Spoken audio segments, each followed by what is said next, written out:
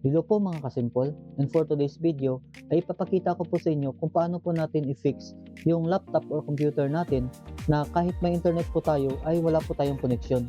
Halimbawa tulad po nito, Mabagal ang PC mo, huwag kang mag-alala. May paraan kung i-check po natin yung ating wifi ay mayroon naman pong internet access. Pero hakbang-hakbang. hindi po tayo makapag-open ng kahit anong site. Kwento,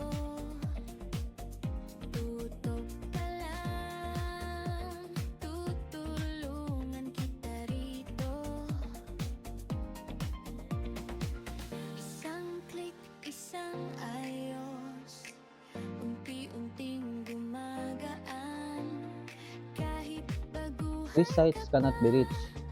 Yun po ay yung malamalabas. Ito po yung subukan natin gawin mga kasimple. Punta po tayo sa ating mobile broadband na wifi kung saan po nakakonect yung ating mga internet at mag-login po tayo.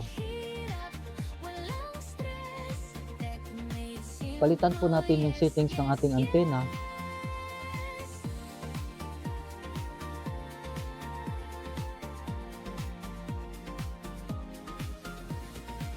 Ayun. At saka subukan po natin mag-login po ulit.